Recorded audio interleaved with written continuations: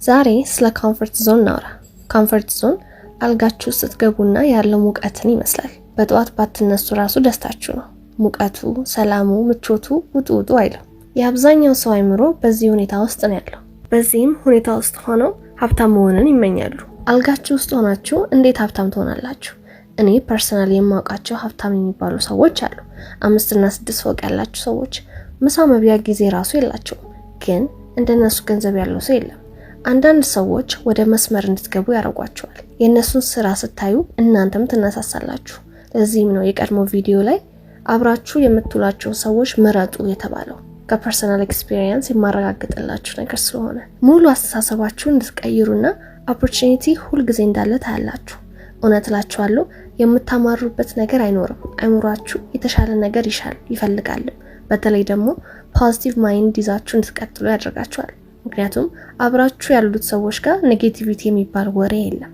ወሬያቸው በአጠቃላይ ኢንቨስትመንት ላይ ያተኮረ ስለሆነ እንዴት ዓለም ኦፕሬት እንደሚያደርግ ከነሱ ትማራላችሁ። ከነሱ ጋር ስትውሉ ጥያቄ ትጠይቃላችሁ። ካወራራቸው ዕውቀት እንዳላቸው ትገነዘባላችሁ።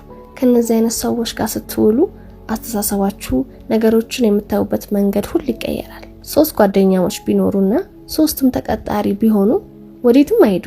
ማን ከማን አዲስ ነገር ይማራል? መልሱልኝ እስቲ። አንዳንድ ሰዎች በመስሪያ ቤታቸውም ሊሆን ይችላል ወይም ደግሞ ሌላ ቦታዎች ጓደኞች ካላቸው መለያየት አይፈልጉም፣ ስለተላመዱ ማለት ነው። ይሄ ማን ሊጠቅም ነው? ከኮምፎርት ዞን ውስጥ ለመውጣት ከለመዳችሁት ነገሮች በአጠቃላይ ለመውጣት ሞክሩ። ለመጀመሪያ ጊዜ ሊያስቸግራችሁ ይችላል፣ ምክንያቱም አእምሯችሁ ወደ ለመደው ሊጎትታችሁ ይችላል። ለምሳሌ ነገ ማድረግ ያለባችሁ ነገር ካለ አእምሯችሁ አይ በቃ ሌላ ቀን ብዙም አያስቸኩልም፣ ወይ ነገ ወይ በኋላ እያላችሁ ታራዝሙታላችሁ። ይህ ማለት አእምሯችሁ እናንተን እየተቆጣጠራችሁ ነው ማለት ነው። ፕሮክራስቲኔሽን ይገላችኋል። ግን ነገ ይሄን አረጋለሁ ካላችሁ ነገ ባላችሁት ሰዓት ፈጽሙት። አእምሯችሁ ይታዘዛል፣ አይታገላችሁም። ከትንሽ ተግባር ጀምሩ፣ አእምሯችሁን ለማላመድ ማለት ነው። ስለዚህ መጀመሪያ ዲስኮምፎርትን ለመላመድ ሞክሩ። አንድ ነገር ሲጀመር ቻሌንጅ አለው። ምንም ነገር ቀላል ሆኖ ስለማይጀመር በቃ ምንም ላይመቻችሁ ይችላል። እርሱን አለመመቸቱን ተላመዱት። ስትሮንግ ማይንድ እንዲኖራችሁ ያደርጋችኋል። አንድ ሜንቶር አለና በጣም ሀብታም ነው እና ሁልጊዜ ሲመክረኝ ምን እንደሚለኝ ገገማ ፖዚቲቭ መሆን አለብሽ ይለኛል። እሱ የመከረኝን ዛሬ ሼር ላርጋችሁ ብዬ ነውና ምን ለማለት ፈልጎ ነው?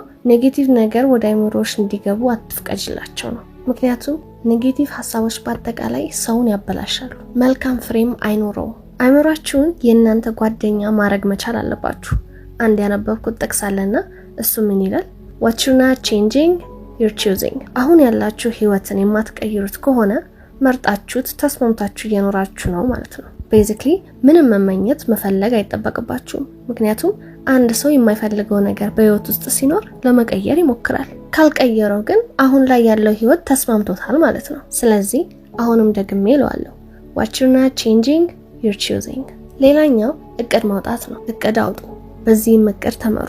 መተግበር ያለባችሁን ነገር በጊዜው በቀኑ ሳታሳልፉ ወዲያ ወደ ተግባር ግቡ። ምንም ቢሆን ከትንሽ ጀምሩ። አንድ እርምጃ ተራመዱ። አንድ እርምጃም እርምጃ ስለሆነ። ዋነኛውና የመጨረሻው ምስጋና ነው። አብዛኛው ሰው ስላለው ነገር ሳይሆን ስለሌለው ነገር ሲያማርር ትሰሙታላችሁ። ምን ኖሮኝ ላመስግን ይላሉ። ዛሬ በህይወት አለህ፣ አልሞትክም። ፈጣሪ ራስን እንድትቀይር ዛሬን ሰጥቷል። በአንተ እድሜ ያሉ በብዙ ቦታዎች ዛሬ ህይወታቸው ያለፉ ብዙ አሉ። ዛሬ እኮ የፈጣሪ ስጦታ ናት። በአግባቡና በኃላፊነት ተጠቀሙት። የሌላችሁ ላይ ስታተኩሩ ያላችሁን ታጣላችሁ። ጤናችሁን ልታጡ ትችላላችሁ። ከዛ ፈጣሪ ሆይ ጤናዬን ብቻ ስጠኝ የምትሉበት ቀን ይመጣልና ካሁኔው ባላችሁ አመስግኑ። የተሻለ ተመኙ። ለዛም ነገር ጸልያችሁ እቅድ አውጥታችሁ ወደ ተግባር ግቡ። ፈጣሪንም አመስግኑ፣ እሱም ይረዳችኋል።